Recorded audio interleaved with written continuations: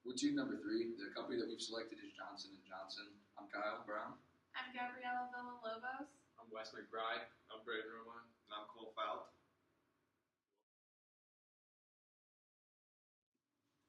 Johnson & Johnson is one of the largest companies in the world. Many people use their products, whether you realize it or not. If you ever use a Band-Aid, Johnson & Johnson took care of that. However, they are a great case study of what to do when things go wrong, once your company grows too large to be able to control everything. So what we're going to look at with Johnson & Johnson is getting back on top by avoiding common pitfalls, public relations 101, and learning how to fix a damaged reputation.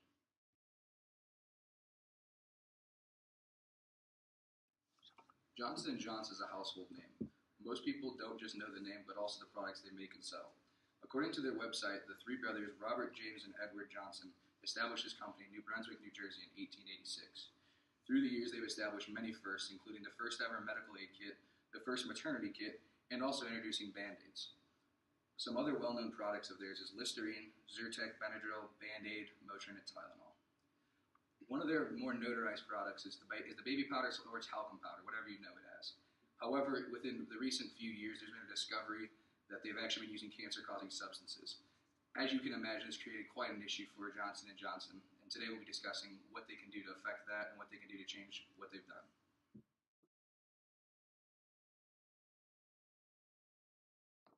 So the diagnosis section for Johnson & Johnson is going to mainly pertain to the discovery of asbestos in one of their well-known products, their baby powder. According to the article, Asbestos Exposure and Cancer Risk, asbestos is a mineral that occurs naturally in the environment as bundles of fibers that can be separated into thin, durable threads for use in commercial and industrial applications. Asbestos has been used in a variety of industries such as shipbuilding and construction. Health hazards of asbestos can cause cancer, and many lawsuits have been brought up causing many people's cancers. Breathing in asbestos fibers can cause a buildup of scar-like tissue in the lungs called asbestosis and result in loss of lung function that often progresses to disability and death.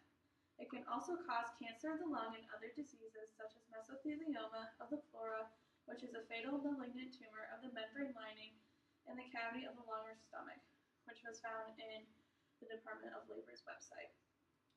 So Johnson & Johnson, they violated a very important ethical issue, business ethics.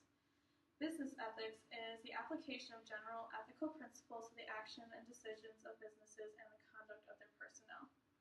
So business ethics can greatly affect many aspects of Johnson & Johnson's business, such as customer satisfaction, trust, and can result in decreased sales. Johnson & Johnson, they're currently being sued by several plaintiffs who claim that their cancers were caused by Johnson & Johnson products containing talc, which is found in their baby powder and in some of their shower products as well. They are facing roughly 13,000 lawsuits. Many plaintiffs' lawyers have fought to keep cases out of federal court, which they feel favors corporate defendants such as Johnson & Johnson. The cost of settling and hiring a legal team for court cases is costly and will most likely cost Johnson & Johnson millions, if not billions of dollars. Additional costs Johnson & Johnson may incur during the asbestos scandal is loss of reputation, government fines and penalties, cost of taking corrective measures, customer defections, and the cost of complying with even harsher government regulation. So the examples that I just listed, these are just a partial list of some of the costs that they can incur. Many customers that were once loyal to Johnson & Johnson will most likely fall away and spread to other people that were once loyal consumers of the brand just because of this one scandal. So the next point I'm going to talk about is the violation of sustainable business practices that Johnson & Johnson has violated. Talc was first found in the 1950s, and that was when the FDA, they were kind of trying to crack down on asbestos in some of like makeup products.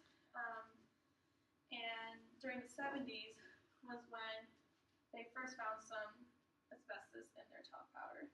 So Johnson & Johnson assured the regulator that no asbestos was detected in any sample of the talc produced between December 1972 and October of 1973. So that quote just shows that Johnson & Johnson has had asbestos in their talc starting in the 70s and the 50s. and that it has continued to go on through the present, we are now in 2019. So rather than saying that their talc might contain asbestos, they continue to say that there is no asbestos in their talc in any of their products, and they could have just avoided all the legal litigation just by putting a warning label on it. As a company in the medical field, people's health should be a priority for Johnson & Johnson in all of their business aspects. They're not meeting the needs of the future if they're continuing to take shortcuts for profits by sacrificing the health of their consumers. And now the next point I'm going to touch on is the abandonment of corporate social responsibility, specifically pertaining to the triple bottom line performance of respect for people, which they have definitely violated because they are probably one of the contributing causes to people's mesothelioma. Johnson & Johnson over-delivered to their stakeholders by not taking proper precautionary measures for their top products. Now they are paying the cost for letting their malproduction continue on for decades. Johnson & Johnson, they knew that their asbestos often occurred together in the earth and that sometimes the talc can be contaminated with asbestos, yet they continue to do so and continue to produce baby powder in their shower products. Upper level management knew that the powder can become contaminated, yet they continue to do nothing and continue production as it always. All in all, Johnson & Johnson has definitely done some many wrong things, and that they have a lot of fixing that they need to do in order to become the brand and the respected brand that they once were.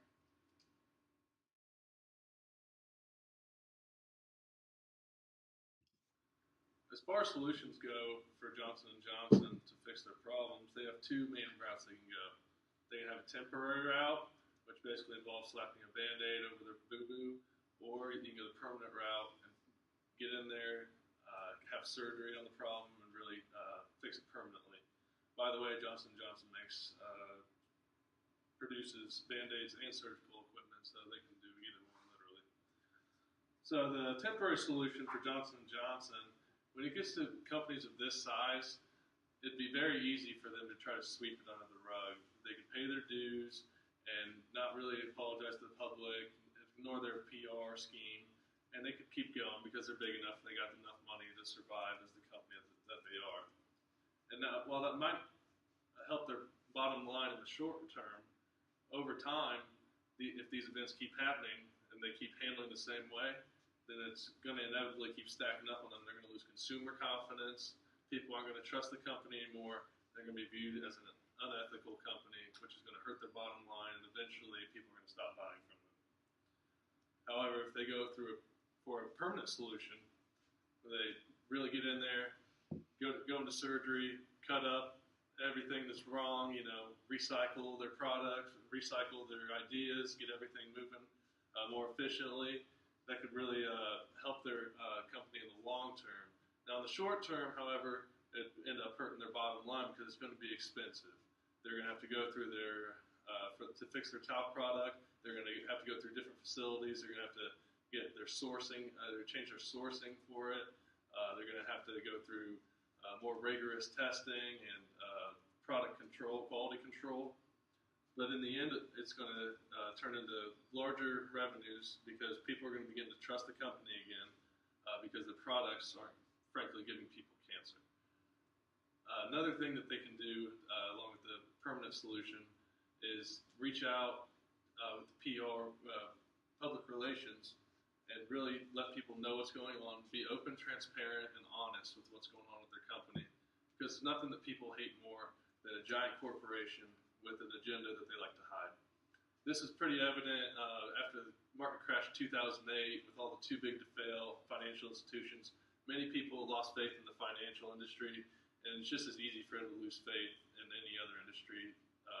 It can happen to Johnson & Johnson just as easily if they aren't careful. One great example of how to handle a negative setback for a company can be seen by ExxonMobil. In the 1990s, they had the Valdez oil spill, which dumped millions and millions and millions of gallons of oil into the ocean. And immediately, they took the permanent solution, chose to take the long road to improve their bottom line in the long run, They paid over $4.5 billion to clean up, fix, and basically remedy all the issues that were surrounded their mess up. And it ended up helping their company continue to grow and stay successful instead of trying to sweep it under the rug and move, you know, and move in a way that people would lose respect for the company. In the end, there's really only two solutions, two ways that Johnson & Johnson could go. They could go the temporary or they could go the permanent. And 10 times out of 10, we recommend they should take the permanent route because it affects their bottom line. In the long run, they're going to be a more successful company and they can really get back on top.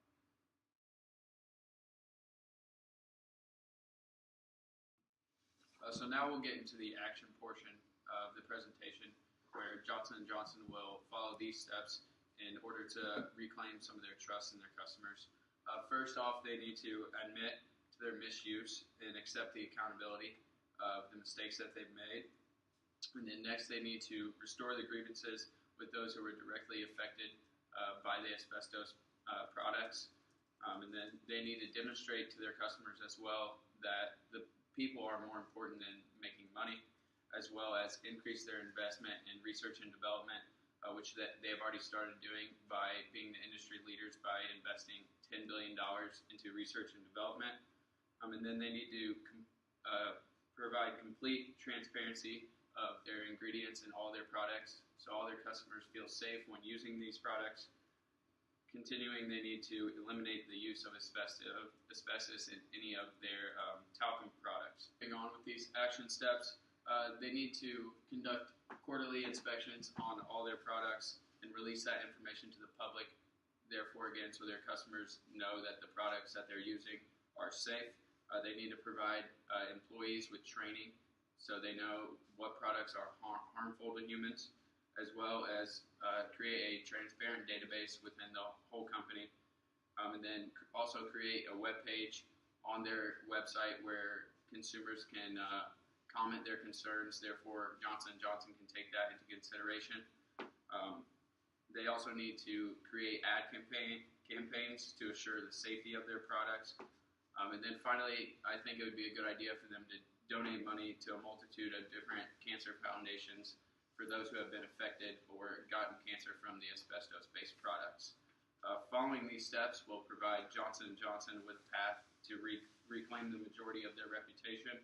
While it will take time and be a tedious process, but it is the correct way to do things in the long run. To regain these customers that they have lost, they must hold themselves accountable for the mistakes that they've made and try to correct those for the future.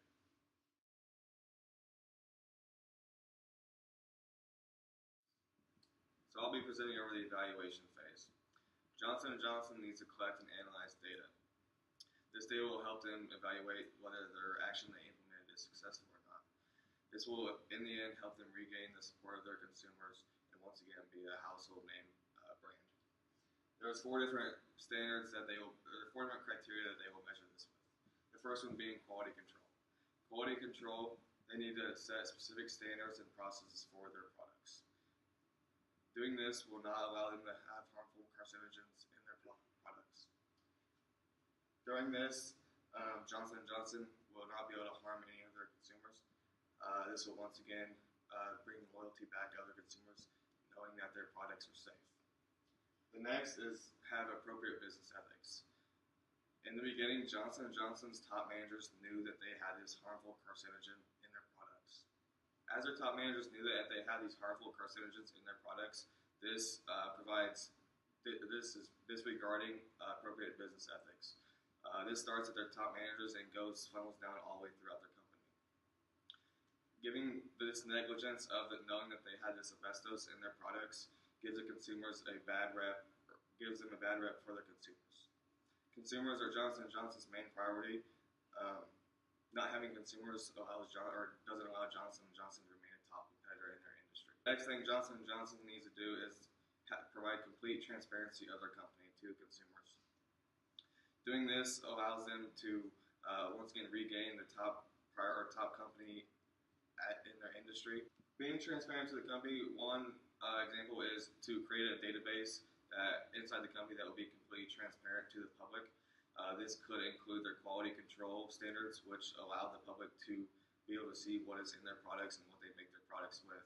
This is not only done with their baby powder, but Johnson & Johnson needs to do this with their other products as well. Johnson & Johnson also needs to be transparent with their business ethics. They need to provide information to the public to prove that they have done something about reporting this business ethics to make sure their company is practicing appropriate. Next is immediate action. Johnson & Johnson top managers, once they see something is going bad within their company, they need to take immediate action.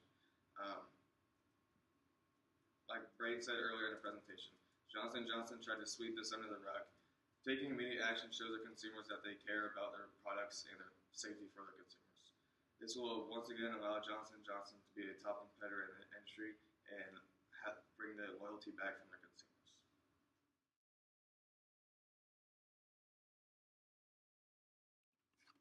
So finally, we're going to get to the conclusion of this presentation. In this case analysis, there have been a multitude of issues that have been brought up in regards to Johnson & Johnson, and those are focusing around the violation of business ethics, abandonment of corporate social responsibility, and their violation of sustainable business practices. This case analysis has been broken down into 4 separate steps: diagnosis, solution, and evaluation. The diagnosis portion of this actually discusses the issues and the complications that Johnson & Johnson have actually had to deal with following the lawsuits that they've had. Additionally, they're going to talk about the different practices and whatnot we can fix to fix the issues and make sure it doesn't happen again. The following portion was the solution, where we talked about how we're going to fix what they messed up. Essentially, not just take ownership, but also continue to figure out a plan of what we would be able to do to counteract what we've already done. The next portion after that would be the action. That's taking the solution that they've established and putting it into play. Actually taking the plans that they've had to reform whatever production they've had and actually putting it into place rather than just saying they're going to do it. The action is very important because that's going to help to bring back customers that they've lost because they're taking ownership and actually saying we've messed up but we're trying to fix it. The last portion that we're going to discuss is about the evaluation, and that's taking the action and actually figuring out, was it successful? Did we do what we were trying to do? Did it accomplish the goals that we've established? Following that, with the research and everything that we've done, we can conclude that if Johnson & Johnson were to kind of take the approaches that we've suggested and continue to do what they've been doing and continue to do the correct thing, they will not only just be successful, but will come back from being in the dark light and continue to be a good, well-recognized company.